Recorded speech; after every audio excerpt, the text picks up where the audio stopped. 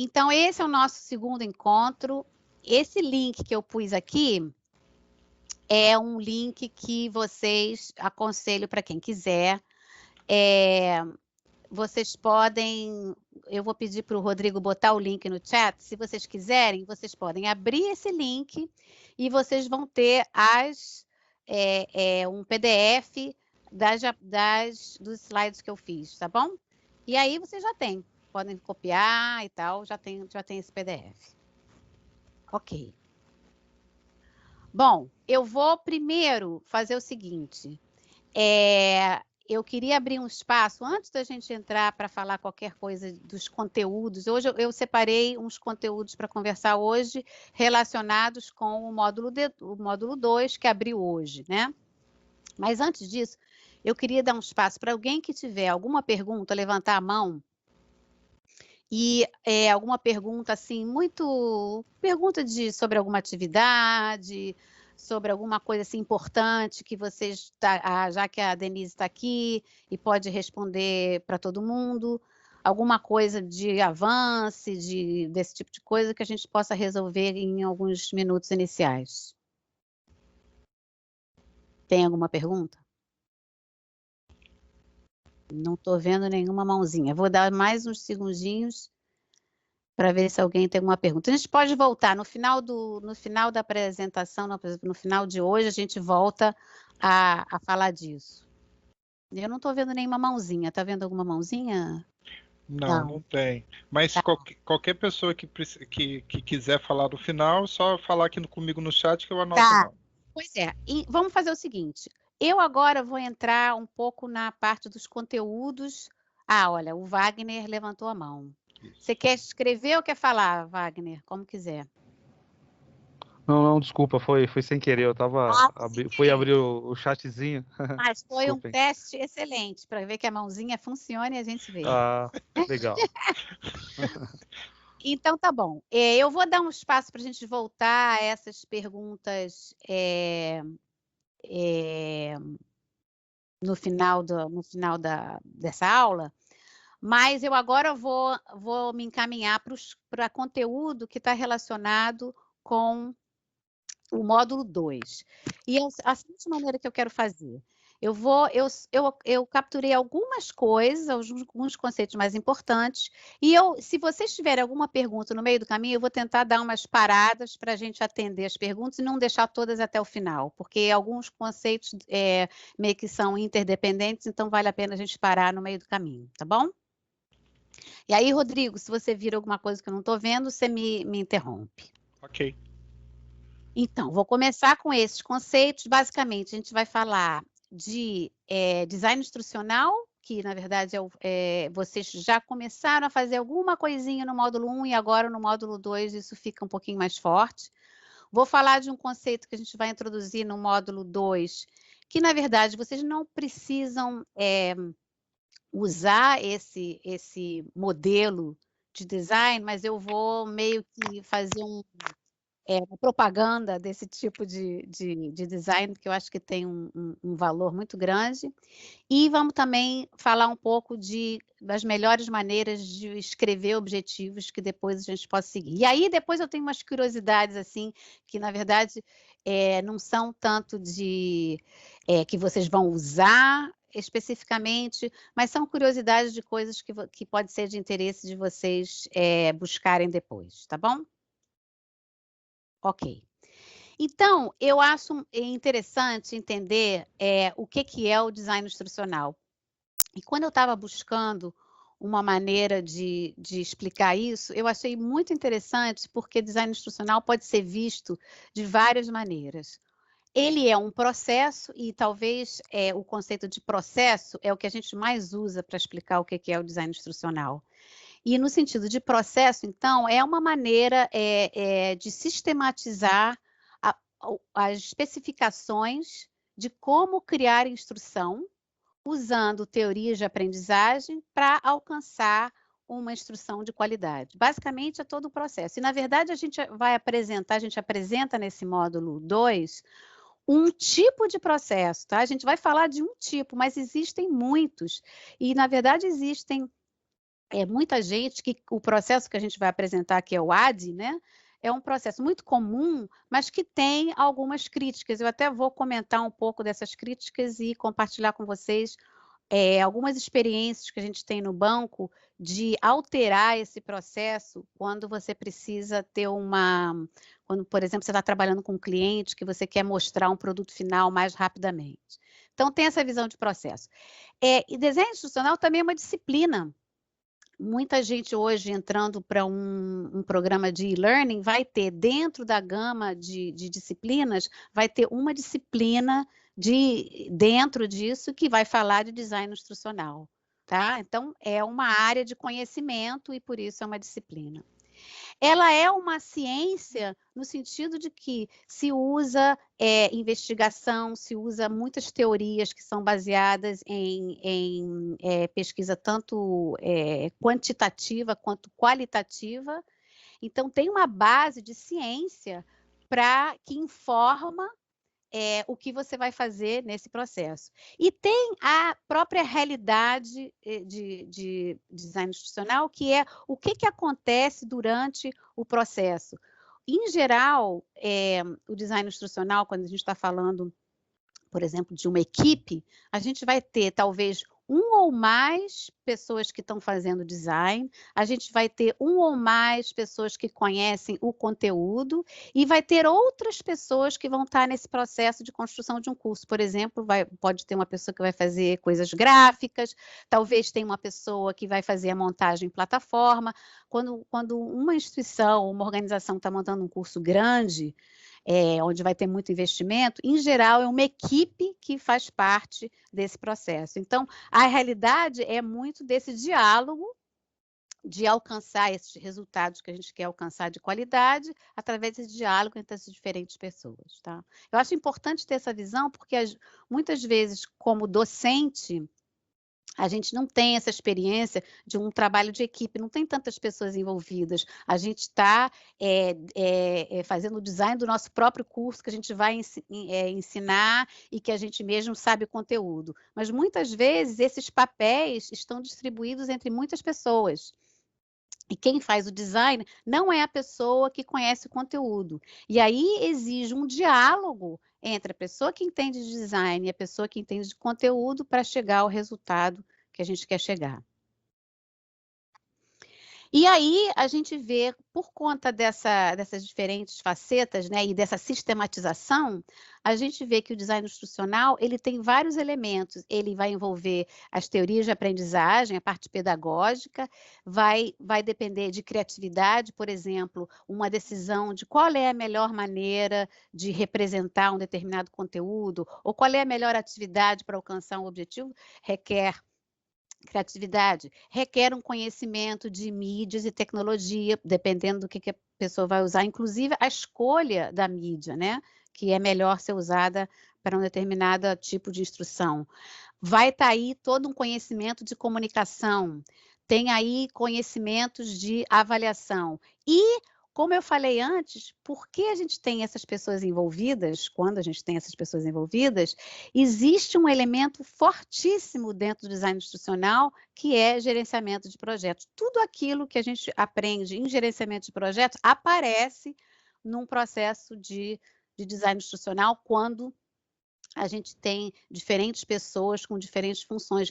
Tem equipes, às vezes, que tem alguém que está só com a função de fazer a gestão do processo. Igualzinho, por exemplo, quem tem experiência aí, por exemplo, de escrever software, é muito parecido. Vai ter um calendário, vai ter as datas em que vai ser entregue. Inclusive, depois eu vou comentar que existem modelos e metodologias de design que importam coisas que se faz na área de software. Por exemplo, a metodologia Agile, que a gente usa muito para desenvolver software, hoje em dia é muito adotada por pessoas que fazem design instrucional. Agora você tem uma pergunta, Wagner? Ou você levantou a mão? Eu tenho, mas você acabou de respondê-la. Eu ia falar justamente isso, né? Você tocou em gestão de projetos, e aí tem a visão de gestão de projetos mais tradicional, né? abordagem mais clássica lá do PMBOK e tudo mais, e tem a abordagem ágil. E você acabou de responder que... Exatamente. Certo. Então o pessoal vem usando mais essa abordagem ágil, né, na parte de Totalmente. design. Ah, É. legal. Agora, essa abordagem, e eu quero fazer um parênteses, essa abordagem tem sentido, né, em determinados contextos, né?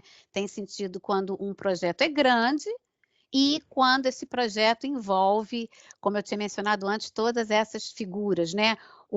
As pessoas que são que conhecem o conteúdo, que tem as pessoas que vão fazer desenho, que às vezes é uma ou mais, vai depender do tamanho disso, e aí tem aquelas outras figuras que vão fazer, por exemplo, só a parte gráfica, ou pessoas que vão gerar vídeo, por exemplo. Nos projetos no banco, a gente tem, dependendo do tamanho do projeto, em geral a gente tem pelo menos 3 pessoas aí, mas dependendo do projeto, no caso dos MOOCs, por exemplo, que a gente constrói, é um monte de gente. Aí essa coordenação, por exemplo, toma um outro tamanho, né? Por exemplo, a primeira fase de que é a análise de necessidades que a gente faz, é uma coisa enorme, porque tem muita gente, inclusive às vezes o cliente que é quem pediu o curso, não é nenhuma dessas outras figuras, não é o que sabe o conteúdo, não é o que faz o desenho, mas é quem está botando dinheiro. Então, essa pessoa também vai estar envolvida para poder chegar à conclusão do que é que se quer ao final. Então, para quem está na área de fazer e-learning num sentido mais comercial, esse entendimento é importante. E aí, só para fazer um parênteses, o Agile que a gente está falando aqui, para quem nunca ouviu falar da palavra, na verdade, uma ideia de que você constrói um produto mínimo viável o mais rapidamente possível. Então, você está sempre numa sequência de iterações, onde você está sempre, como se fosse uma espiral, você está sempre entregando para o cliente algo um pouquinho mais melhorado, com um pouquinho mais de funções, ou com alguns detalhes, para que você possa ter uma retroalimentação rápida e consertar qualquer coisa que não esteja indo numa certa direção. Eu comento isso porque o modelo AD, que é o mais conhecido, ele não tem isso incorporado dentro dele. Ele é um modelo que vocês já viram aí nos conteúdos do módulo 2, que ele é um modelo assim, é uma linha reta. Mas se você pensa que você pode pegar essa linha reta e, na verdade, fazer ela se repetir várias vezes, onde o produto final é algo, uma coisa viável mínima, você pode olhar para aquele AD e fazer ele ter essa cara de agile que a gente está mencionando, né? Desculpa, se fosse fazer uma analogia com o Fala. curso aqui, seria tipo, ao invés de vocês produzirem os 6 módulos de uma vez, seria produzir um módulo, já colocar em produção, ver o que os alunos falam, ou o que não está legal eu já corrijo no segundo módulo e já lanço o segundo módulo? Aí eu vou te falar o seguinte, eu faria isso num Agile se eu tivesse com um grupo piloto de controle. Eu não faria isso num esquema de produção, tá? Porque um dos elementos importantes do design instrucional é que os objetivos têm que ser os que vão te direcionar. E a outra coisa que na área de educação online é importante, que a gente não está fazendo nesse curso. Por que a gente não está fazendo esse curso? Porque, na verdade, eu estou um pouquinho metendo a minha mão a cada módulo, então a gente não está entregando tudo, porque eu, meio que de uma semana a outra eu estou avançando com algumas coisas, mas essa não é a maneira que a gente, em geral, faz. Em geral, a gente tem o curso montado, já pensado, com mais retroalimentação antes. Para quê? Para que vocês possam ver o curso como um todo desde o início. De certo modo, vocês têm o curso, vocês têm a cara do curso já definida. E isso é muito importante para quando a gente oferece um curso online, especialmente para adultos. Por quê? Porque as pessoas têm suas vidas, as pessoas têm que saber quanto que o curso vai demandar para não estar sendo surpreendidas, né? Por essas coisas na metade do caminho, né? Bom, O que a gente apresentou no módulo 2 é esse modelo que eu acabei de mencionar e conversei aqui com o Wagner, comparando ele com o Agile. O modelo AD, ele já está aí apresentado como se fosse um ciclo. Na verdade, ele pode ser um ciclo onde eu estou falando de um produto como um todo, ou eu posso dizer, eu vou usar o AD em parte, né? Como era por módulo, por exemplo, como o Wagner estava mencionando, que seria o enfoque Agile. Mas o que é esse modelo AD? Esse modelo AD, as letras vêm do inglês. Primeira fase é uma fase onde a gente faz análise de necessidades. O que é análise de necessidade? A gente entender, muitas vezes, a gente tem que até conversar, se esse cliente numa área corporativa, a gente às vezes até tem que conversar com o cliente para antes a gente olhar para o problema e ver se realmente um curso é a resposta para o problema. Porque muitas vezes você pode ter um cliente que chega e diz, não, eu tenho esse problema aqui e o que falta é que as pessoas têm que receber um treinamento. Mas, na verdade, quando você vai cutucar nas necessidades, o que você chega à conclusão é que a resposta para aquilo não é um curso. Talvez a resposta para aquilo, por exemplo, seja um site com informação, simplesmente para as pessoas encontrarem informação, mas não necessariamente um curso, né? Então, nessa análise de necessidade, é entender de onde vem a demanda, quem é a audiência, e não só quem é a audiência em termos de faixa etária, mas que conhecimentos essa audiência já tem. Muitas vezes, quando um curso vai ser pensado, às vezes a audiência, se esse curso é fora de um programa, por exemplo, às vezes, quando você vai conversar com as pessoas que querem oferecer, a audiência é enorme, eles querem oferecer um curso que vai atender para todo mundo. E isso, em geral, é o problema mais grave, porque um curso não consegue ser tudo para todo mundo, né? Ou ele é um curso muito a fundo para gente que já vem com um determinado conhecimento, ou ele vai ser uma coisa mais básica para pessoas que não sabem nada. Porque se você prepara um curso que é um curso básico e as pessoas que são a sua audiência já sabem alguma coisa, elas vão ficar cansadas e não vão estar motivadas a fazer aquilo. Ou se é algo que já é avançado, as pessoas que não têm o conhecimento básico vão estar perdidas. Então, esse equilíbrio é importante. Muitas vezes, na área por exemplo, programas onde você deixa qualquer um participar do curso, né? Esse é um problema que acontece quando esse curso está aberto. O que a gente pode fazer num caso desses? É ser muito claro. Olha, a gente espera que essa audiência conheça isso, isso, isso, isso. E esses requerimentos, às vezes, não são só de conhecimento, são, olha, essa pessoa tem que ter um nível tecnológico básico, de poder navegar bem na internet. Essas coisas todas têm que estar especificadas. Outro elemento importante, qual é o tempo que se vai demandar por semana dessas pessoas? Também, de novo, porque o curso vai ser construído de acordo com a disponibilidade que a gente imagina que as pessoas vão precisar. Então, toda essa análise feita no início, tá? E que às vezes parece, isso eu já sei, mas se você entra realmente a fundo aí, você vai descobrir que tem alguns detalhes que não estão ainda claros, né, para todos que estão participando dessa construção. Depois a gente passa à fase que a gente chama de design. Aí eu quero parar um momento, por quê?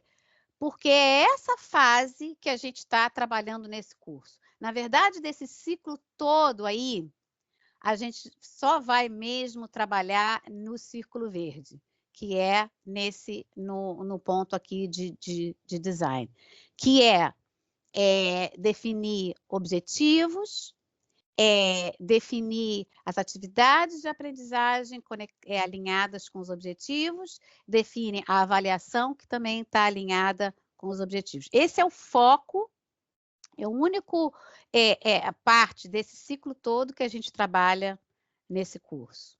tá? Esse curso não é um curso de design instrucional, esse curso é um curso de ensino online. Agora, a gente acredita que a habilidade de design, ou seja, só do círculozinho verde ali, é importante também para quem ensina. E por quê? Porque muitas vezes, em muitos casos, primeiro, a pessoa que ensina é a pessoa que está construindo os cursos. Muitas vezes as pessoas não têm essa formação de design, por quê? Porque elas vão ensinar simplesmente porque elas conhecem o conteúdo. Eu, por exemplo, me lembro quando virei professora de computação, eu fui ensinar computação, não porque eu sabia nada de ensinar nada. Eu fui ser professora de computação porque eu tinha estudado computação. Então, essa parte toda do ensinar, especialmente a nível de universidade e em outros níveis, isso não é exigido da pessoa que vai ensinar. Quem ensina em escola, em geral, a nível primário e nível médio, tem muito mais formação nessa área pedagógica do que, em geral, as pessoas de nível universitário, né? Não quero estar ofendendo os professores universitários, mas a minha experiência era essa. Era a tua essa experiência, não, Denise? Ou você te deram aula de pedagogia? Experiência zero. Exatamente. Nenhuma experiência. Nem experiência, nem te deram nenhum treinamento, nem nada. Não. Tem um comentário, mas dependendo do curso e do público, não seria interessante ter a possibilidade de fazer um ajuste fino durante sua realização?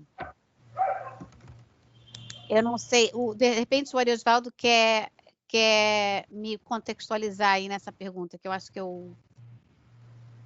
um ajuste fino.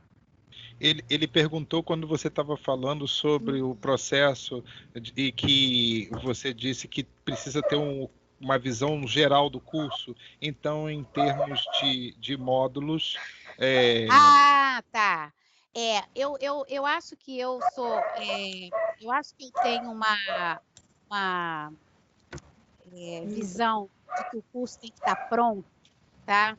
Porque eu tenho na minha cabeça a audiência principal de cursos online de adultos, tá?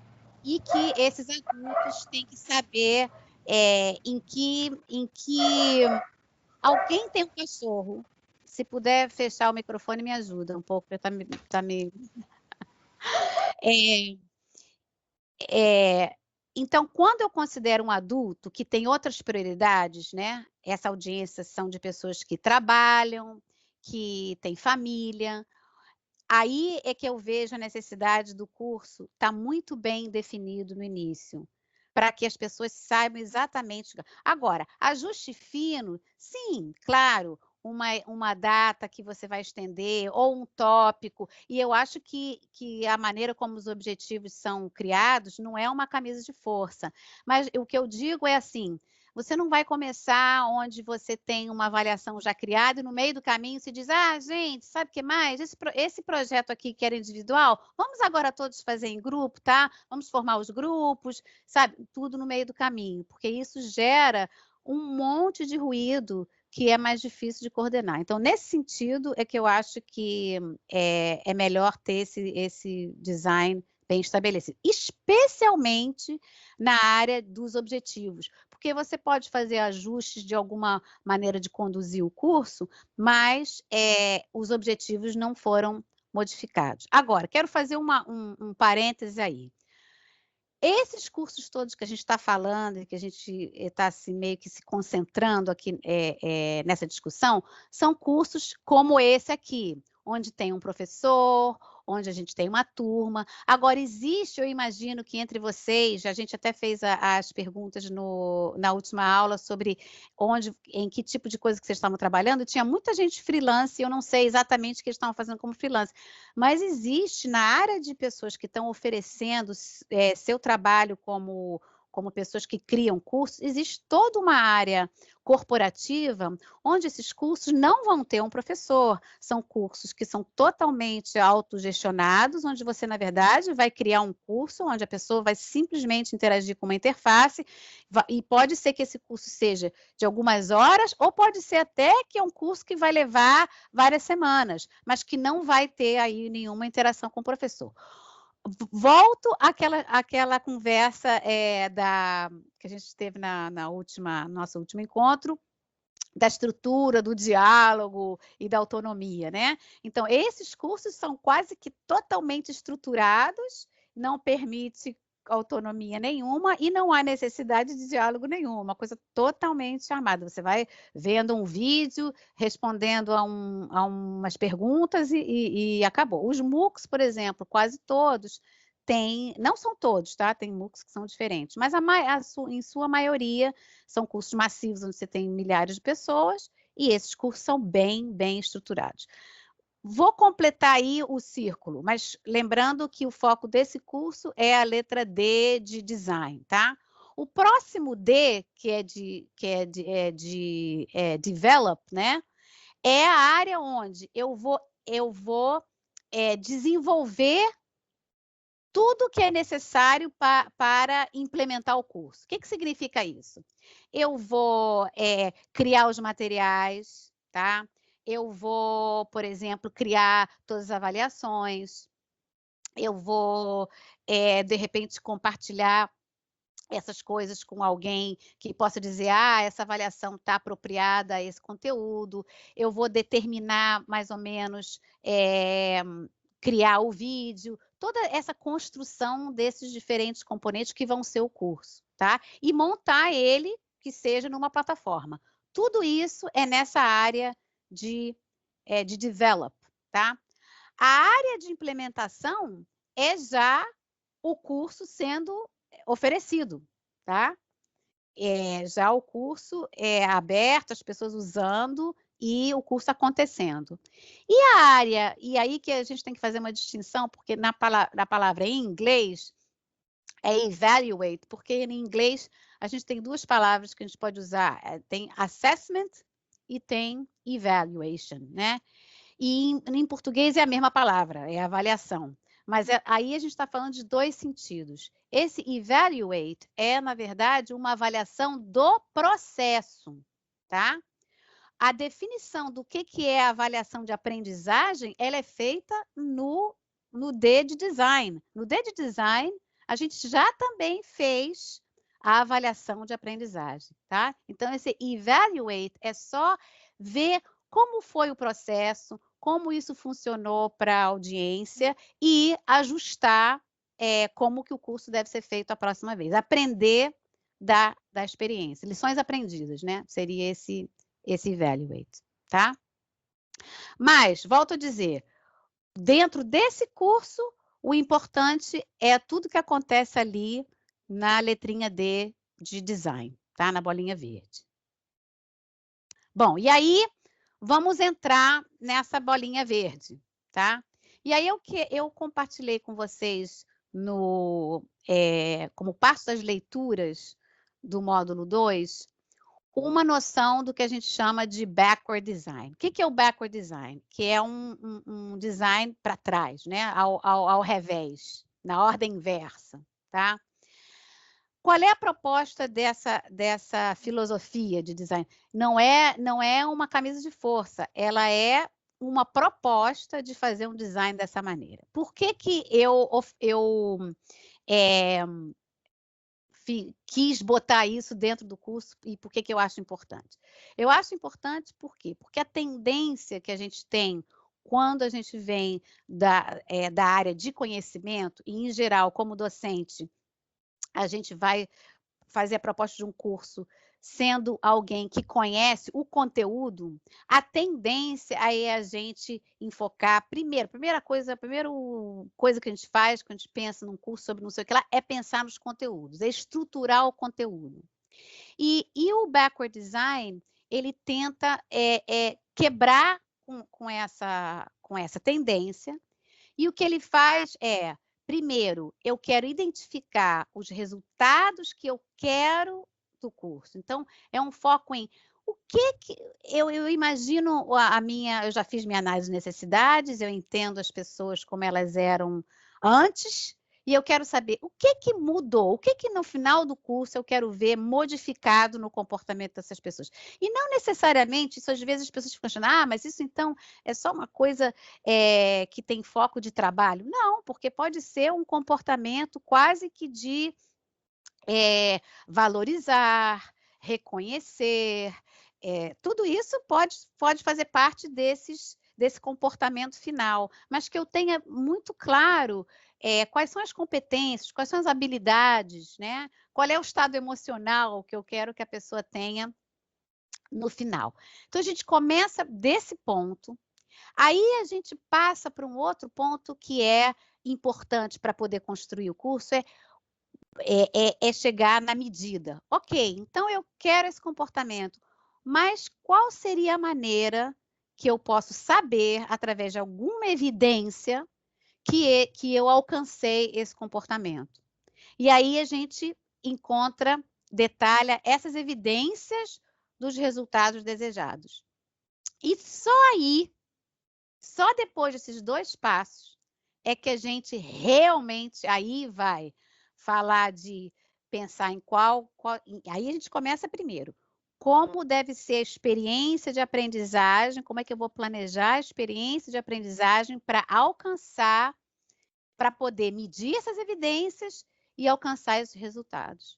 E aí só então é que vai entrar quais são as atividades, vai entrar definir quais são os conteúdos. Os conteúdos vêm a reboque dessas outras coisas. E isso ajuda muito para a gente não encher um curso de conteúdo. Porque a tendência, quando a gente vem daquela área de conhecimento, é que a gente acha que as pessoas precisam daquilo tudo, né? É uma bíblia. Esse método ajuda a gente a estreitar bastante o que vai ser necessário oferecer em matéria de conteúdo, tá? Então, por isso é que eu proponho esse método aí para vocês considerarem. A gente não vai estar nesse curso cobrando que vocês vão fazer alguma coisa usando o Backward Design, mas, de alguma maneira, as atividades, vocês vão ver que já a atividade do módulo 2, que vocês estão revisando, que vocês fizeram no módulo 1, as perguntas têm esse sentido de estar perguntando se existe o tal do alinhamento, porque o que a gente está fazendo aqui é construindo esse alinhamento, sendo que o carro-chefe os resultados desejados e essas evidências, tá? Tem alguma pergunta até aí? Eu queria fazer mais uma. Eu lecionei no Senai, na faculdade Senai, por alguns anos, né, e a gente tinha lá uma metodologia baseada em competência, que eu vi muita similaridade com o Backward Design. Seria mais ou menos você tentar entender, né? Inclusive tinha um grupo todo o processo começava trazendo experts do assunto, né, o pessoal de mercado mesmo, e vendo qual as competências que a gente identificava que era necessário para aquela função, né, e fazia isso voltando, né, por isso que eu achei muita similaridade. Então, partia das competências, ia voltando até chegar no conteúdo. O que você está falando tem muito... Então, as duas coisas não são iguais, mas... por quê? Porque você pode fazer Backward Design sem fazer curso por competência, tá? Então, você pode fazer um Backward Design que você não está trabalhando por competência. Mas, quando você trabalha por competência, você necessariamente faz esse esquema aqui.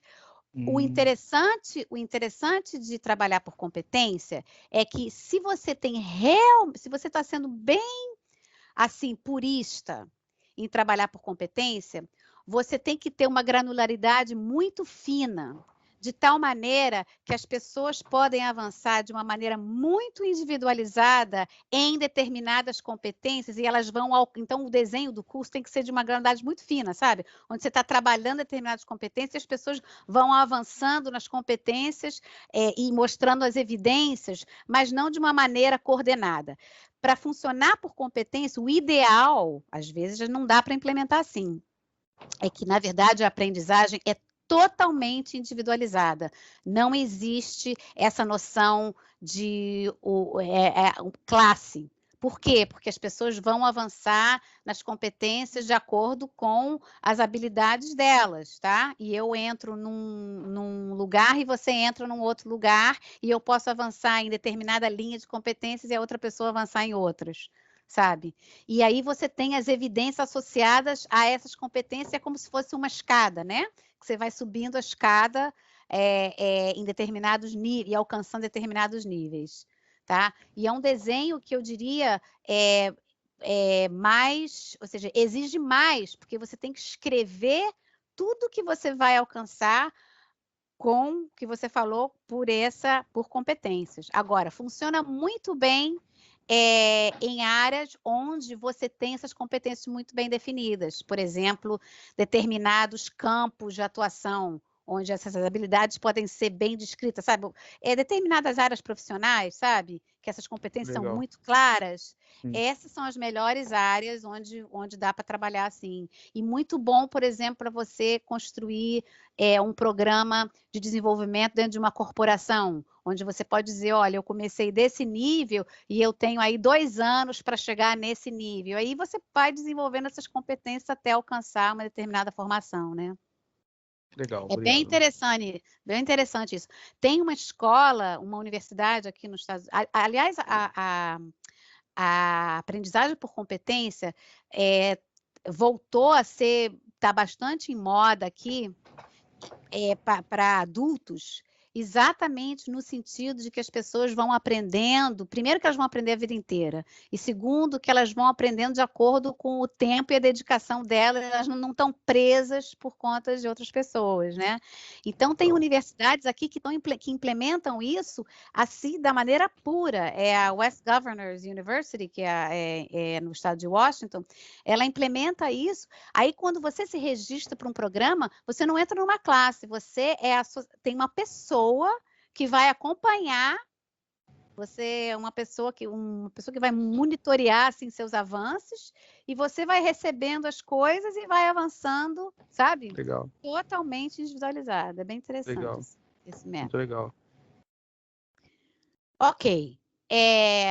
Bom, vou então entrar... Tem uma pergunta aí sobre... Diga. É interessante e recomendável esse método backward para a área de engenharia. Marina. O backward design ele não é assim uma metodologia que eu diria que é mais adequada a uma área ou outra, tá? Mas acho que pode ser aplicada a qualquer uma. O que ela, para mim, eu acho que ela ajuda é que ela faz com que você pense de maneira muito clara o que se quer alcançar em todos os níveis. E você não deixa encher de coisas de conteúdo que são distrações a esses objetivos. O conteúdo vem a reboque do que você quer alcançar.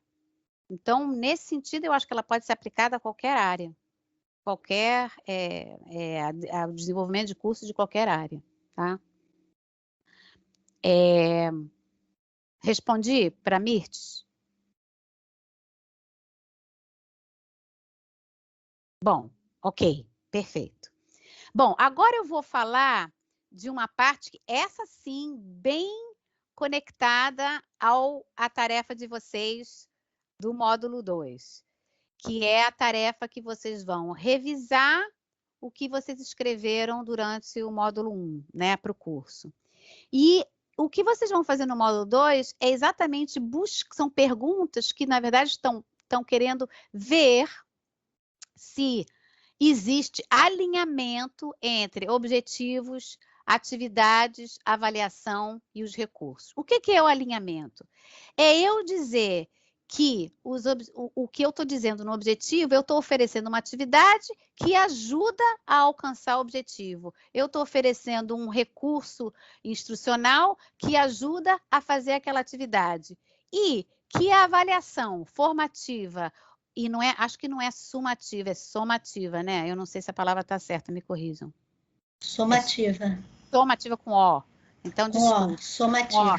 Saiu errado, tá? Desculpe. Se essas avaliações estão medindo aqueles objetivos. Então, a gente começa dos objetivos, a gente depois define... Então, na hora que a gente está fazendo o design, a gente tenta ir nessa ordem. Começo com os objetivos, vou definir atividades que me ajudam a alcançar esses objetivos, vejo se a minha avaliação está medindo exatamente o que está refletido nos meus objetivos e depois escolho os recursos que me ajudem a fazer, completar essas atividades e essa avaliação. Vocês reparem aí que eu estou botando os recursos no final, tá? O recurso vem a reboque. Não quer dizer que, obviamente, quando a gente está lá elaborando as atividades, a gente, claro, aqui no pensar, a gente está pensando, essa pessoa vai ler um texto, ou vai ler... Mas a gente não está, assim, já dizendo o que é esse texto, ou como você vai apresentar isso, ou que vai ser uma leitura, ou que vai ser... Isso vem, deixa isso para depois. Diz que você vai ter alguma coisa que vai ser dada, mas fala da atividade, porque a atividade é a que vai trazer o aluno para interagir com o material. E quando eu digo atividade, ela pode ter um sentido bem abrangente. Pode ser, essa pessoa vai ler, vai refletir, e aí depois vai fazer alguma coisa para exigir que eu crie o conhecimento dentro da minha cabeça, porque é assim que a gente aprende. A gente tem que interagir com as pessoas, tem que interagir com o professor, tem que interagir com o conteúdo para poder elaborar, né, questionar e construir o conhecimento dentro da gente, né? É essa interação que são essas atividades que eu estou mencionando aí. Então, esse alinhamento, na verdade, entre esses 4 elementos é eu diria, o fundamento maior dentro do design. É a coisa, é o hilo condutor. Como é que é, Denise? Elo condutor. O elo condutor de tudo, tá? Esses 4 elementos. O fio condutor. Fio condutor, exatamente. Exatamente. Eu sempre gosto de pensar numa analogia de um trem, tá? Que quando eu crio os objetivos e eu faço esse alinhamento, eu estou botando trilho, sabe? E eu estou botando o trilho para percorrer exatamente esse caminho, e aí, com isso construído, vai tudo, o trem pode andar, todos esses vagões aí podem andar um atrás do outro, com um determinado sentido, não vai ter um descarrilamento, né? Não sei se é essa palavra. Tem uma pergunta? Uma pergunta para o final. Tem uma pergunta da Adriana, para o final. Tá. Então, guardamos a pergunta para o final. Já está guardada aqui. Tá. Eu estou achando que essa pergunta, a Denise talvez possa olhar e responder no final, né? Eu dei uma diagonal aqui na pergunta. Tá bom. Então, vou avançar, tá? Bom, agora eu queria, então, como os objetivos são esse carro-chefe, é muito importante escrever bem os objetivos. Tá? E isso, muitas vezes, o que acontece é a gente começa com os objetivos, mas por que os objetivos são mal escritos? Eles não têm especificidade, eles são um pouco vazios, ou eles não consideram direito quem é o aluno, ou eles são confusos. Aí é como se a gente estivesse começando com um trilho assim, sabe? Que não está preso no chão. A gente começou com um trilho totalmente perdido. Então, é importante usar de algumas técnicas para escrever bem os objetivos. Então, Primeiro, os objetivos eles vão ter que estar, no final das contas, alinhados com o conteúdo, alinhados com a avaliação, tá? Para garantir que eles sejam alcançados. Então, essa é a primeira coisa, né? E para isso, eu tenho que ter dentro do objetivo, a gente vai ver aí como um dos pontos, é que eu possa medir. Às vezes as pessoas ficam muito assim, aborrecidas com essa história de que, ai, poxa, essa história dos verbos, poxa, isso aí amarra. Mas é porque se a gente não pensar em verbos que possam ser medidos, fica muito difícil fazer o alinhamento dos objetivos com a avaliação. Se deixar, as pessoas começam assim, entender, entender, entender e entender. E aí fica tudo assim, entender, entender, entender, entender. E a gente não sabe o que é entender, porque entender pode ser fazer uma super explicação através de um ensaio, né? E entender pode ser responder uma pergunta objetiva onde eu listo algumas coisas. Então, por isso que a gente fala muito da questão dos verbos. A gente vai entrar lá na tal da taxonomia, porque essa taxonomia ajuda a gente a escrever bem os objetivos. Conhecer o aluno. Lembra que a gente fez aquela análise de necessidade? Então, essa análise da necessidade que a gente fez antes, ela é um insumo aí para a gente escrever bem os objetivos, conhecendo esses alunos. Uma contextualização, uma linguagem. Porque uma outra coisa importante é que esses objetivos, eles não são só importantes para o próprio design, eles são importantes para os alunos. Isso é outra coisa que a gente esquece muito. Às vezes a gente escreve objetivos e esses objetivos não fazem parte do processo de aprendizagem com os próprios alunos. Esses objetivos têm que também estar internalizados pelas pessoas que estão aprendendo, para elas saberem onde elas estão indo, né? O que eu quero alcançar com isso? Por que eu estou fazendo essa atividade? Eu estou fazendo essa atividade porque é isso aqui que eu quero alcançar no final. Então, isso ser entendido pelos alunos é essencial, porque são essas pessoas que são os nossos objetos, né, do processo. Então, conhecer o aluno e evitar objetivos que não possam ser medidos. Por exemplo, dei 2 exemplos aí, né? Ser capaz de se relacionar com os outros.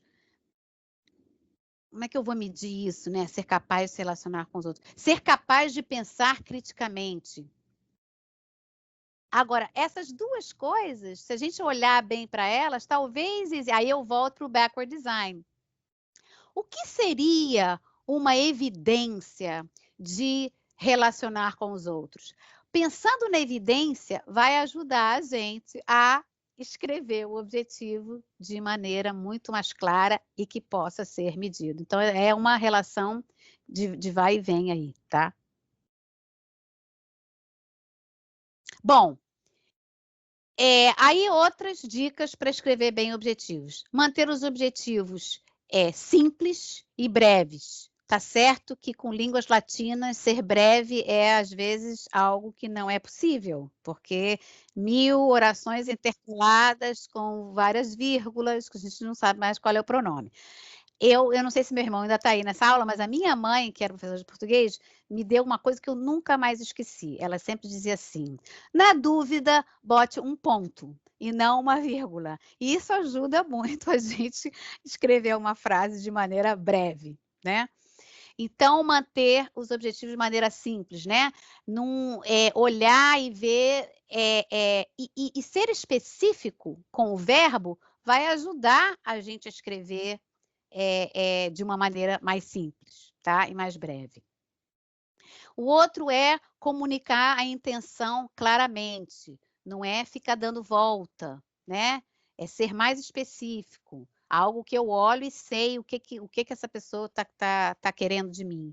O que eu estou dizendo aqui são elementos dos objetivos que vão ajudar imensamente a construir as atividades. Por isso que o processo de design tem uma parte iterativa aí.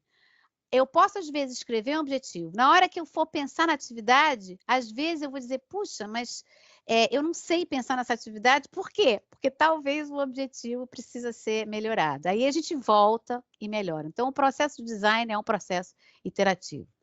Especificar o desempenho que se espera, tá?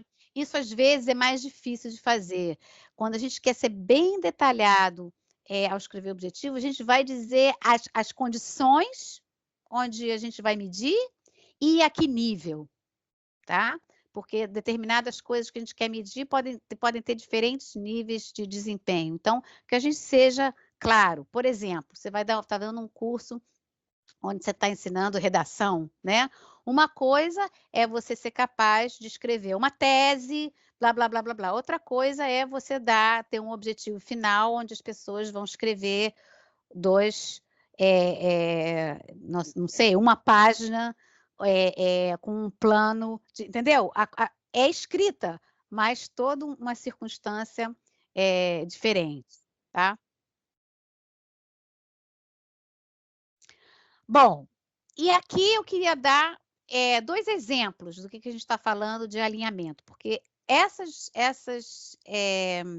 dicas de como escrever melhor os objetivos são dicas para ajudar no alinhamento. E aqui eu quero dar exemplos, né, do que é estar alinhado e não estar alinhado. Então, por exemplo, o objetivo é que os estudantes usem habilidades analíticas para resolver problemas, digamos, né, que esse é um objetivo. Se você tem uma avaliação que pede que o estudante liste possíveis metodologias, digamos, né? Num teste aí, você tenha isso. A gente está aí com algo defasado, porque listar possíveis metodologias não está alinhado com demonstração de uma habilidade analítica. Então, aí eu tenho uma falta de alinhamento, tá? E o que acontece muitas vezes? A gente pensa em cursos muitas vezes, eu vou dar uma prova, eu vou dar um trabalho individual, eu vou dar uma prova e não sei o quê. E aí, nessa prova, é onde a gente vai medir determinados objetivos. E muitas vezes, numa prova que uma pessoa vai fazer em 2 horas, não tem como demonstrar aqueles objetivos, né? Então, a gente tem que refazer. Ou a gente vai mudar de instrumento de avaliação, ou a gente vai ter que repensar nesses objetivos, porque não é esses objetivos que a gente vai alcançar. E muitas vezes acontece isso. Por exemplo, eu tenho isso demais em cursos que as pessoas dizem, eu quero que todos os exames que os alunos vão fazer sejam automatizados, porque não vai existir tempo para corrigir tudo. Bom, então, vai ter que pensar bem nas perguntas que vão ser feitas nesses exames automatizados, porque certas habilidades não vão poder ser avaliadas num exame em que a pessoa tem algumas horas para fazer, onde a pessoa não vai escrever, onde a pessoa não vai realmente resolver um problema maior, né? Tem que aí redesenhar esses objetivos, tá? Por exemplo, o outro exemplo que eu dei, a avaliação mede a habilidade do estudante de comparar e criticar os argumentos de diferentes autores. Se a estratégia instrucional foca em resumir os argumentos de diferentes autores, existe uma falta de alinhamento, tá? Uma é comparar e criticar, e a outra está só fazendo um resumo. Essas coisas não estão alinhadas. Na verdade, eu devia ter dito exemplos de desalinhamento, e não exemplos de alinhamento. Mas aí são exemplos onde a falta do alinhamento cria uma questão de design, tá? Bom, aí uma das coisas, voltando à história de escrever os objetivos, uma das coisas que ajuda a gente a escrever os objetivos e que a gente apresenta nesse módulo 2, imagino que vários de vocês já conheçam isso, ela é a taxonomia de Bloom, que existe há muitos anos e foi revisada, acho que no início dos anos 2000 ela foi revisada e mudou um pouco essas categorias, né? E o que essa taxonomia ajuda a gente a fazer? Ela tem, na pirâmide, ela tem que tipos de competências que a gente está buscando, que níveis, né, de pensamento crítico que a gente está exigindo, ou seja, quando a gente sobe nessa pirâmide, a gente está chegando a níveis mais altos, né? de elaboração mental. E aí, do outro lado, existe uma lista muito grande, eu não tenho uma lista grande aqui, mas se você for na internet buscar, vai encontrar uma lista enorme de verbos que estão associados a essas diferentes categorias. Então, quando a gente está falando de entender, a gente vai lá e busca, bom, que verbos me ajudam a esse nível de entender? Interpretar, classificar, explicar, né? Agora, quando eu estou falando de criar, que eu estou no nível lá mais alto, eu vou estar tendo verbos que são de inventar, construir, produzir, tá? E aí eu tenho que ter certas avaliações que permitem as pessoas ter evidências dessas coisas, de algo que exige planejar, que exige construir, que exige produzir, tá? Essas taxonomias ajudam bastante quando a gente vai elaborar os objetivos. Ok, aí eu quero mencionar um outro modelo que não faz parte, aí é que eu te falei que eram uns goodies que eu tinha pensado em apresentar hoje, e eu vou só apresentar muito rapidamente. Isso, na verdade, eu encontrei na hora que eu estava elaborando a aula, baseado no que tinha no módulo 2, que eu encontrei que eu acho interessante. Não são coisas que vocês vão estar especificamente usando, mas que eu achei interessante para vocês conhecerem.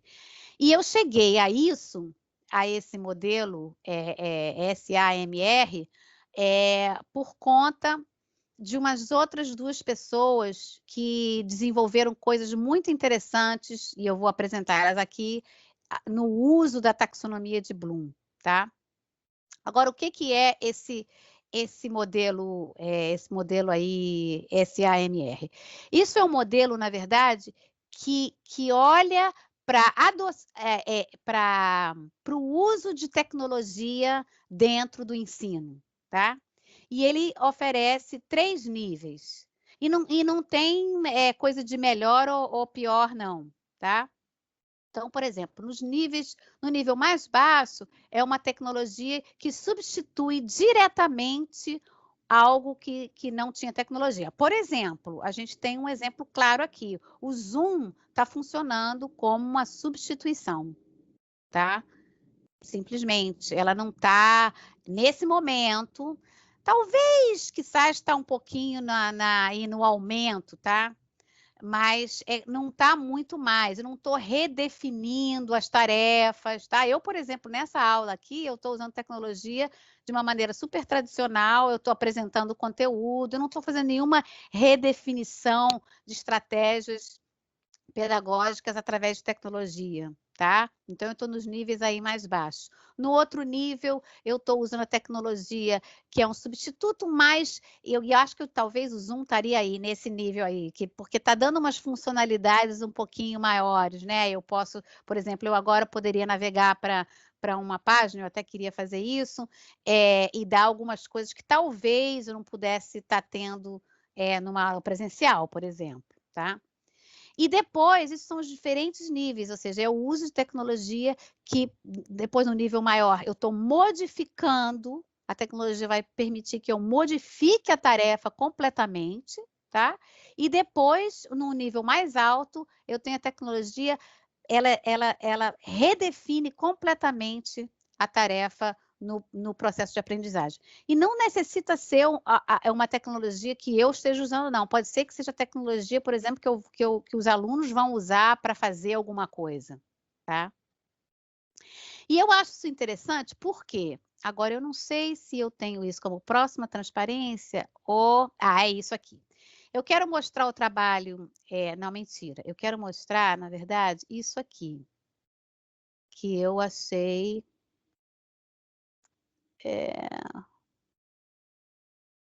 Deixa eu ver se eu vou lá. Deixa eu ver. Ok.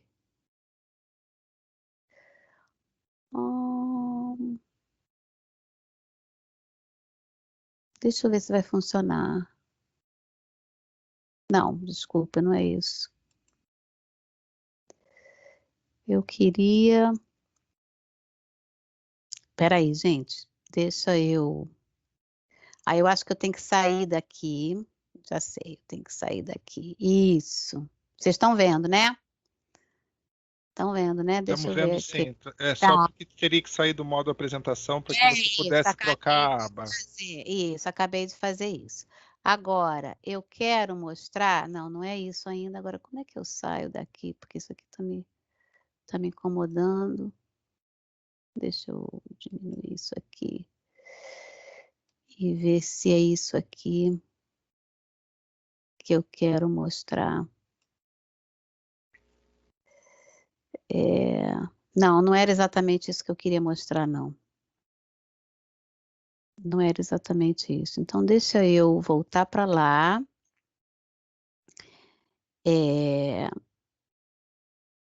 E continuar. Ah, não, é exatamente a próxima transparência. Não, então deixa eu só mostrar. Ok, já me encontrei aqui. Eu falei disso, né? Aí eu quero mostrar algumas coisas que essa pessoa aqui, Kathy Schrock, ela tem umas coisas muito interessantes, onde ela vai juntar tudo, né? Eu falei de taxonomia de Bloom. Aí ela tem um trabalho muito interessante que ela chama de Blooming Apps. O que ela fez nesse trabalho? Ela Aí, deixa eu diminuir aqui, porque está esse apresentar aqui. O que ela fez, tá? Que eu acho bastante interessante, ela pegou, olha só o que ela fez aqui. Deixa eu começar lá do início. Ela pegou, tá vendo aqui? Isso são as diferentes categorias da taxonomia de Bloom, tá? Começou aqui de lembrar, tá? Entender, tá? E vai subindo. E aí ela fez uma coordenada aqui na horizontal de apps, tá? De iPad que ajudam esses diferentes níveis, tá? É bem interessante, ou seja, que tecnologias que ela associa a cada nível da taxonomia de Bloom. Por isso que vai entrar o tal do SAMR, é porque ela começa a fazer essa conexão com as tecnologias, tá? Ela vai misturar as duas coisas, vai misturar as apps junto com as categorias do Bloom, junto com aquela classificação de o que a tecnologia está fazendo? Ela está melhorando, ela está só substituindo, ela está transformando a atividade, ela vai juntar todos esses elementos. Mas esse site dela é muito interessante porque ela faz isso para coisas do iPad, né? Depois ela faz isso para os Androids, tá? E depois ela faz isso para uma série de coisas online, ou seja, via browser, tá? Bem interessante. E aí, essa mulher, o site dela, eu convido vocês a visitar, porque é, assim, uma bíblia de coisas interessantes. Se você se deixar, passa horas aí só visitando as coisas que ela tem. E ela tem uma página que é essa aqui, que é essa outra que eu vou mostrar para vocês, que é muito parecida com uma que eu mostrei lá no módulo 0, que eu convidei vocês para visitar, da Jane Hart, que ela tinha toda uma série de ferramentas online. Essa Kathy também tem, tá vendo? Ela vem aqui com ferramentas para edição de vídeo, ferramentas para fazer edição, ferramentas para fazer questionário, ferramentas para uma opção de coisa. E ela tem aqui toda uma área, fazer mind mapping, um monte delas. Então, isso é só os links estão aí para vocês olharem, porque são coisas interessantes se vocês estão buscando ferramentas, tá? Ok. Então, isso era o que eu queria mostrar da Kathy. Vou voltar aqui. Então, o trabalho dela... Então, vou voltar ao meu modo apresentação. Deixa eu chegar aqui, que eu não estou vendo ainda. Isso. O que a Kathy fez, tá? O que ela fez foi, ela juntou toda a parte de Blooms, ela relacionou aquelas diferentes categorias, tá? Da taxonomia de Bloom com as diferentes categorias do uso de tecnologia, tá? Então, ela viu, através dos tipos de verbo que você tinha que fazer, que você tinha que usar no nível de lembrar, por exemplo, e ela viu que a maioria das ferramentas que você usa para atingir esses níveis estão também no nível de substituição, só que você vai usar tecnologia só para substituir alguma coisa que você fazia antes no presencial, tá? E ela fez essa relação. E é bem interessante, porque, na verdade, você vai ver em que nível de adoção de tecnologia que você está.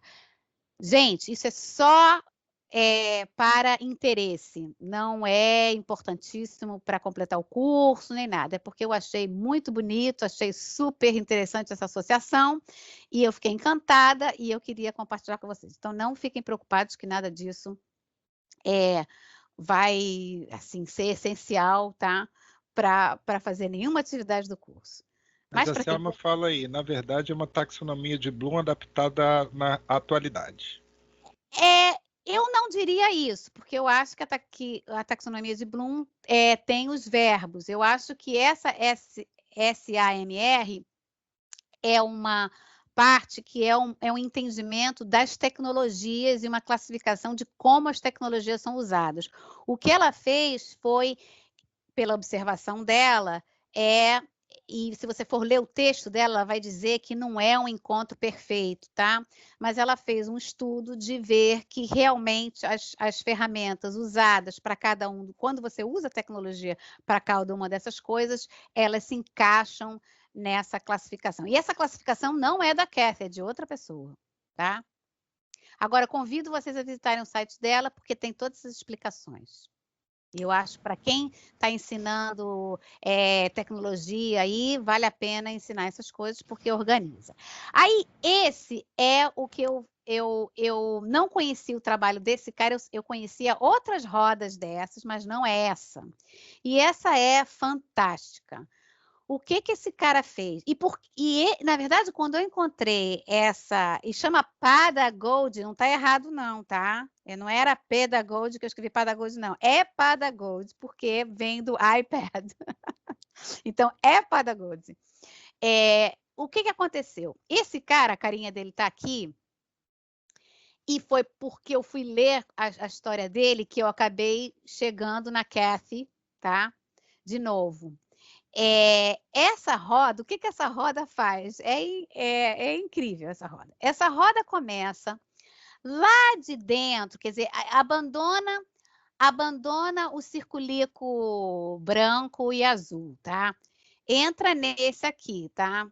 Esse aqui, ou seja, cada pedaço da roda, colorido da roda, é uma das categorias do Bloom, tá? Então, dentro da categoria do Bloom, aí você vai ver que a primeira parte são os verbos, tá? Aí depois, que aí ajuda muito, vem várias atividades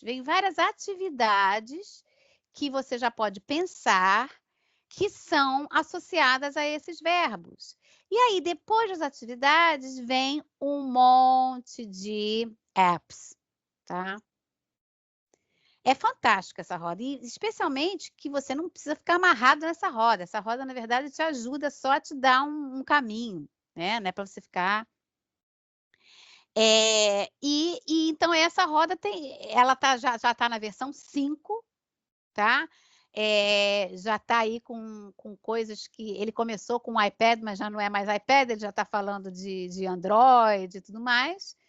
E ele, quando você entrar no lado do site, onde ele conta toda a história de como é que ele chegou nisso, ele chegou, e por isso que eu fiz questão de apresentar a história da Kathy, é porque ele chegou nisso por causa do trabalho que a Kathy já tinha feito, tá?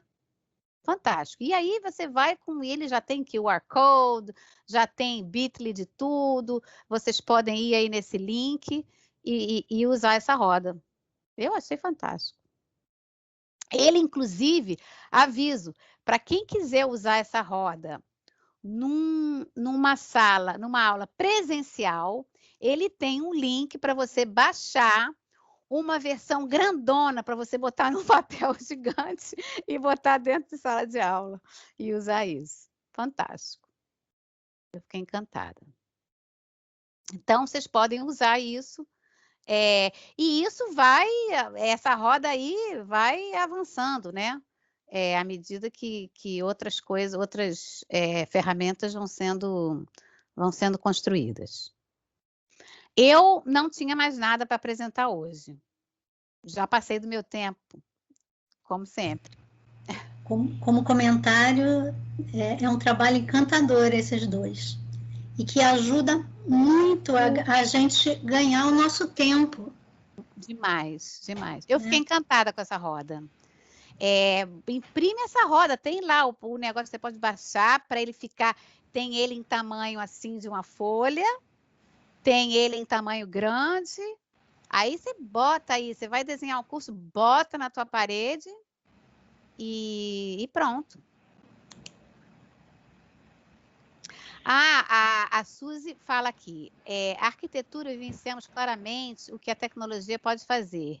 Eu fui das últimas turmas que desenhou à mão. Agora o curso de AutoCAD é BIM. Agora eu uso. Agora eu uso de AutoCAD. Uso AutoCAD, isso. Esse BIM, tão interessante, eu nunca saberia de nada disso, porque não tem nada a ver com o que eu faço, mas tem um setor do banco que está querendo construir treinamento para essas metodologias. Muito interessante. A Selma falou socorro, que roda é essa? Espero que agora ela já esteja motivada e não diga socorro. Ela mesmo fala, muito interessante, mas não me imagino decifrando essa roda. Seria possível dar um exemplo de aplicabilidade dessa roda? Vamos voltar, porque eu vejo totalmente. Como é que eu usaria essa roda? Essa roda é muito interessante porque ela ajuda no backward design, tá? Então, a gente vai começar com o objetivo. Primeiro, a gente não começa nem com o objetivo, a gente vai pensar assim, em termos de comportamento, o que eu quero alcançar, em que categoria da taxonomia de Bloom tá? Que nível, né, daqueles? Eu estou num nível de lembrar, eu estou num nível de entender, na taxonomia de Bloom. Aí, isso já, dentro da roda, já me pôs aqui em algum lugar. Eu já não estou mais olhando para a roda toda, tá? Eu estou olhando só para essa facção aqui, por exemplo. Digamos que eu estou no nível de relembrar, eu estou nessa área aqui. Aí, aqui eu tenho os verbos, né? Então, eu já posso olhar para esse universo de verbos, como que eu quero construir o meu objetivo. Eu quero aí, claro, aqui está em inglês, mas aí vocês fazem aí em português. Eu digo que vocês fazem aí porque eu não vou fazer. Memorizar, ouvir, né? Tem um monte. E o bonito daqui é que tem muitos verbos que já são verbos muito do nosso mundo digital. Então, por exemplo, tem o verbo aqui, que eu não sei como é que fala em português, mas tem o verbo bookmark, tá? Que é você guardar... favoritos. Favoritos não, porque eu faço o meu bookmarking e não é no favoritos. Eu tenho uma aplicação, eu uso uma aplicação, depois eu posso compartilhar com vocês, maravilhosa, que eu amo de paixão há anos, chamada Diigle, vou botar aqui, vou fazer propaganda dela. Eu amo de paixão, tá? A Diigle. E essa Diigle veio depois, agora as pessoas vão ter que revelar as suas idades, tá? Porque antes do Diigle existia o Delicious.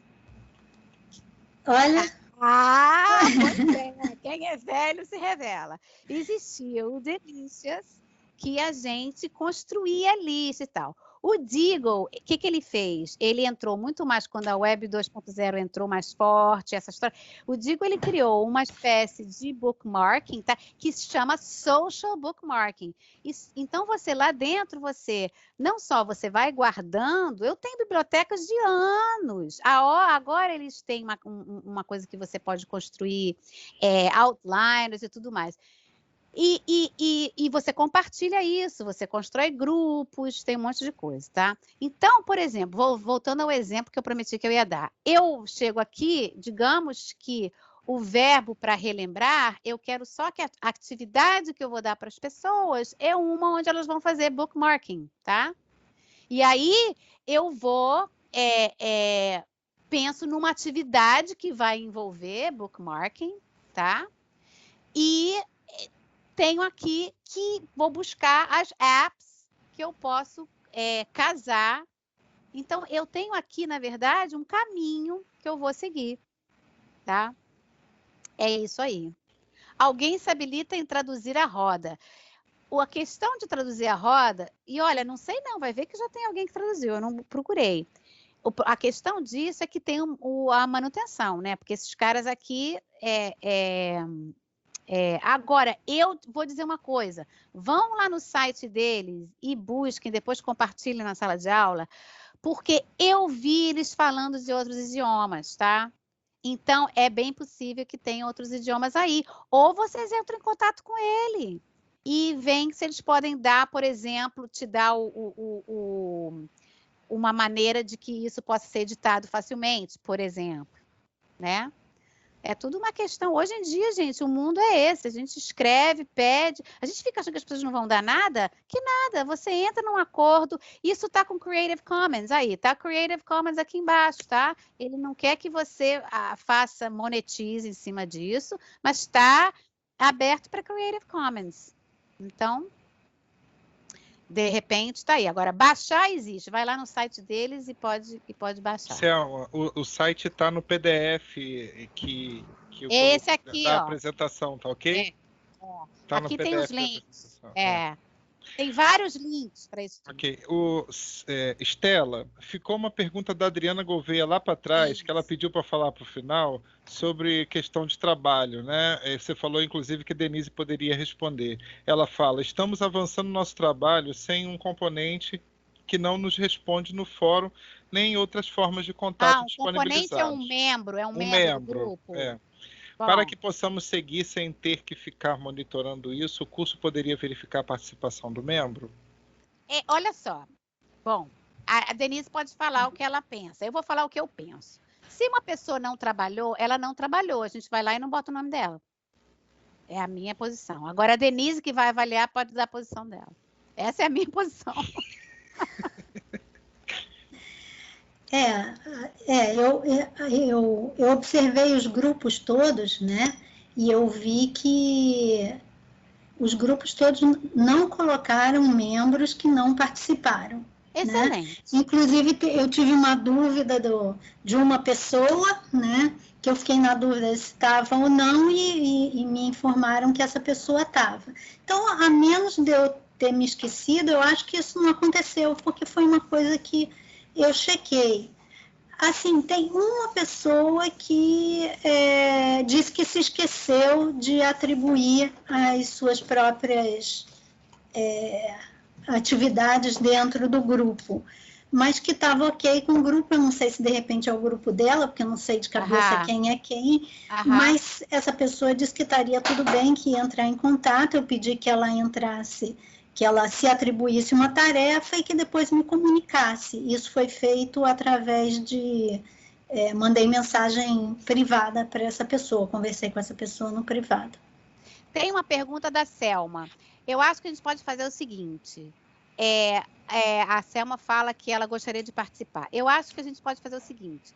Se por um acaso, e ver se você acha isso razoável, Denise, se por um acaso a pessoa não participou da atividade de grupo, ela pode submeter isso de maneira individual e depois a gente ver com o grupo se ela se insere dentro do grupo. Se não, eu não quero que ninguém não termine o curso, tá? Eu volto ao meu backward design aqui, tá? O meu resultado final é que todo mundo termine o curso com sucesso. Esse é o meu desejo final. Então, a gente não quer atrapalhar. Quais são os limitantes aqui de tudo? É que a gente não quer que os grupos percam o seu ritmo, tá? Por conta de uma pessoa. Mas a gente pode, eu acho que tanto eu quanto a Denise, a gente já conversou sobre isso, né? A Denise está aberta a deixar com que a pessoa, por exemplo, possa fazer a atividade de maneira individual. Agora, eu acho que cada situação é melhor escrever para a Denise e Isso. ela Isso. ver a situação cada uma, tá? Melhor do que discutir aqui. E aí pode também, tem o fórum de discussão acadêmica, que ela pode responder isso também para o grupo, né? Isso. E a Adriana, se você quiser escrever direto para a Denise, aí você pode falar quem é a pessoa, a Denise pode ver se a pessoa está e fica tudo clarificado. O que eu aconselho, recomendo, antes de a gente terminar, é o seguinte: não deixem de perguntar e pedir ajuda com essas coisas, sabe? Não deixe a coisa avançar. Se você sente, se vocês cheiram que tem alguma coisa que não está funcionando no grupo, tenham iniciativa de consertar. Porque eu dou a minha experiência de pessoa que anos e anos e anos fazendo com grupo online. Grupo online é difícil, tá? Então, a gente tem que estar tendo muita iniciativa de sentir que o grupo está funcionando bem. Em geral, depois que o grupo avança, a coisa melhora. Mas esse início tem aí uns percalços. Isso. Tá bom? Eu gostaria, se não tem nenhuma pergunta, eu gostaria só de fazer uns lembretes. Isso, né? Perfeito. Ok. Então, vamos lá. Primeiro, sobre a guia, que vocês sempre estejam lendo a guia de estudante, porque às vezes vocês fazem até perguntas que já estão respondidas lá e ficam eventualmente aflitos ou aflitas com as minhas respostas, né? Por exemplo, teve várias perguntas sobre extensão de prazo e tudo. Eu fiquei muito feliz em poder dizer, olha, tem extensão de prazo e tal coisa. Mas as pessoas que perguntaram já tinha essa resposta, já estava estabelecido, já estava escrito no guia, né? Então elas se afligiram sem necessidade. Eu confesso que eu fiquei feliz, né? Quando você diz, fica calma, se não vai dar hoje, está entrando agora, dá para fazer amanhã e tudo, mas de repente a pessoa ficou mais aflita do que o necessário, né? Então, várias perguntas estão lá no guia do estudante, e isso ajuda muito a agilizar as ações que vocês vão tomar sem ter que ficar na dependência de perguntar uma coisa para mim ou para o Rodrigo, né?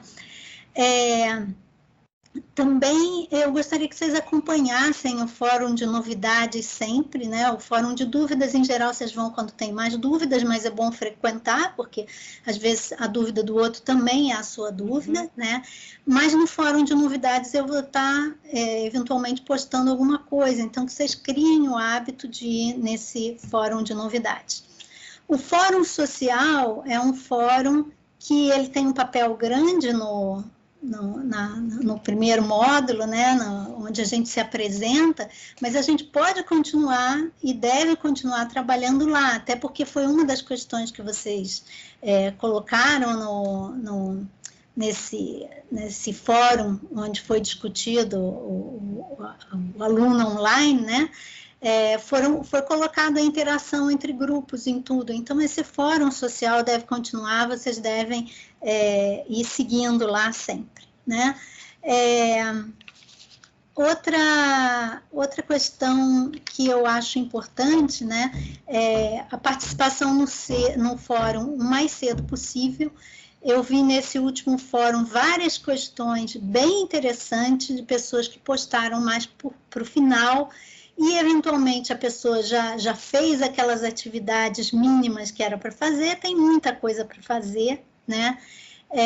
Ou tem os outros trabalhos e acaba não voltando ali. Então, eu fico até com pena, puxa, a maioria não deve ter visto isso aqui está escrito tão interessante, né? Então, quanto mais cedo vocês puserem, mais conversa gerada a partir dali, né? Acontece, vocês vão ver que as mensagens do fórum mais antigas são as que geraram mais discussão, né? Vamos lá. Vocês também, quando começarem o curso, quando começarem a semana, leiam tudo, mesmo que vocês não vão fazer, e sabe, eu não vou conseguir entrar antes de sábado de manhã, não importa, leia para já fazer um planejamento, né? Eu acho que eu falei isso semana passada e reforço, né? Especialmente as atividades de grupo que não dependem só de você, tem que ser começadas o mais cedo possível, porque você não está só na sua dependência. Se você só pode publicar no fórum na véspera, você tem, dentro do possível, um controle, porque isso depende só de você. Mas as questões de grupo, elas devem ser feitas o mais antecipadamente possível, né? Porque tem a coordenação do grupo em si e tem a dependência de um com o outro, né? Um comentário também sobre... o gerenciamento dos grupos e como alguns grupos rapidamente definiram quem ia fazer o quê, né? Quem era responsável por quê, e alguns grupos demoraram. E aí eu observei que alguns grupos faziam de forma assíncrona e pelo próprio fórum mesmo, e outros queriam fazer de forma síncrona ou através de outros meios que não o próprio ambiente, né? Então, não quero dizer que um é melhor, o outro é pior, né? Mas eu observei diferenças. E, além da forma como foi feito, o fato de ter uma pessoa que já se posicionava, já vinha com, digamos assim, um método, né? Temos que fazer isso. Estou postando aqui as perguntas e já me posicionei aqui. Quem quiser pode continuar ou podemos discutir depois.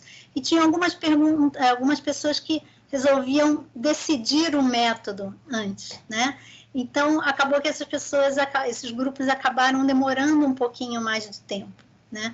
Então, eu entendo que quando a gente já se posiciona, né, mesmo que alguém chegue e diga, não, vamos fazer de outra forma, talvez essa forma seja mais rápida, pelo menos já tem um caminho, já começou, né? Então, sempre estando aberto para os posicionamentos, seja do método, seja da tarefa que você quer ser responsável, né, você já ir se posicionando é interessante. Alguns alunos eu vejo que fazem perguntas para mim, e eu até entendo isso, porque eu também era assim, né? E eu fui mudando aos poucos, então me sinto muito à vontade de falar. Algumas pessoas perguntaram assim, é possível mudar de grupo? Mas se a pessoa já perguntar, né? Estou no grupo tal, posso mudar para o grupo outro? Isso já facilita muito, a gente ganha um tempo bastante grande, né? Eu poderia responder simplesmente não, mas se o caso fosse sim, esse processo já estaria bem mais rápido, né? Então, como a gente tem um tempo escasso para todos nós, né? Então, a agilidade na forma como se pergunta ou na forma de trabalho deve ser observada. Então, se vocês como grupo acharam que de repente demorou algum tempo, vocês podem repensar a forma de fazer isso, tá? Acho que é isso que eu tenho a falar. Poxa, muito bom. Achei essa sua dica última, serve para todo mundo, para qualquer lugar de trabalho, né? Revisar a forma de trabalhar. Isso. Muito bom. Bem, para quem estava com nada no início, chegamos ao final com 17 participantes. Muito bem, muito bem. Peraí, eu esqueci que eu ia falar. Eu postei agora há pouco um resumo e uns comentários sobre a atividade do fórum. Neste primeiro fórum, eu não fiz nenhuma participação durante o fórum. Vocês vão ter feedback através das avaliações, um feedback também através dessa mensagem que eu postei. Eu resolvi postar em 2 lugares para tentar garantir que vocês vejam, no fórum de novidades e no próprio fórum, tá? Nos outros eu vou participar de uma forma diferente, tá? Então é isso. Perfeito. Alguma outra pergunta? Vamos terminando, né? Isso aí. Um abraço para todo mundo. Rodrigo, vamos terminar a gravação. Muito obrigada. E na semana que vem a gente está aqui, no mesmo bate-horário. Valeu, obrigado, gente. Um abraço. Tchau. Tchau para todos.